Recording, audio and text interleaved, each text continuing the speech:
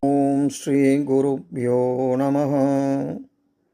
இன்றைய பதிவிலே நாம் பார்க்க இருக்கும் திருத்தலம் செங்கல்பட்டு மாவட்டம் மானாம்பதி திருக்கரையீஸ்வரர் திருத்தலத்தைத்தான் நாம் பார்க்க இருக்கிறோம்.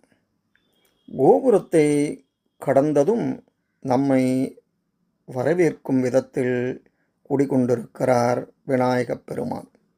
இவரை தரிசித்து நடந்தால் கருவறையில் திருக்கரையீஸ்வரர் தரிசனம் தருகிறார். இக்கோயிலின் சிறப்பே கருவறை மீதுள்ள விமானம்தான்.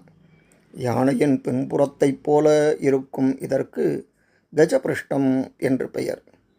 இந்த அமைப்பை கஜபிருஷ்டம், ஹஸ்தி பிருஷ்டம், குஞ்சர பிருஷ்டம் என்கிறது சில்பசாஸ்திரம். கஜம், ஹஸ்தி, குஞ்சரம் என்பதற்கு யானை எனப் பொருள். இந்த அமைப்பின் மூலம் பிரபஞ்ச சக்தியை கூடுதலாக தக்க வைக்க முடியும். கஜபிருஷ்ட கோயில்களை தொண்டை மற்றும் சோழ நாட்டில் அதிகம் காணப்படுகின்றன. இங்குள்ள திருக்கரையீஸ்வரருக்கு தேன் அபிஷேகம் செய்தால் குரல் வளம் உண்டாகும். இந்த பிரசாதத்தை தொடர்ந்து சாப்பிட தெக்குவாய், தைராய்டு போன்ற நோய்கள் குணமாகும். ஆஸ்மா உள்ளவர்கள் சுவாமிக்கு அபிஷேகம் செய்த திருநீற்றை பூசிக்கொள்கின்றனர். இங்குள்ள அம்மனின் பெயர் பாடலாம்பிகை.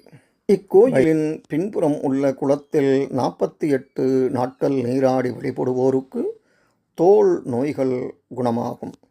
குளத்தின் அருகே கன்னிமார், காசி விஸ்வநாதர் சன்னதிகள் உள்ளன.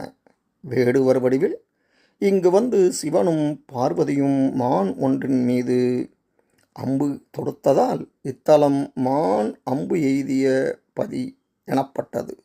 இப்போது இத்திருத்தலம் மானாம்பதி என்றானது. முதலாம் பராந்தக சோழன் காலத்தில் இக்கோயில் கட்டப்பட்டது.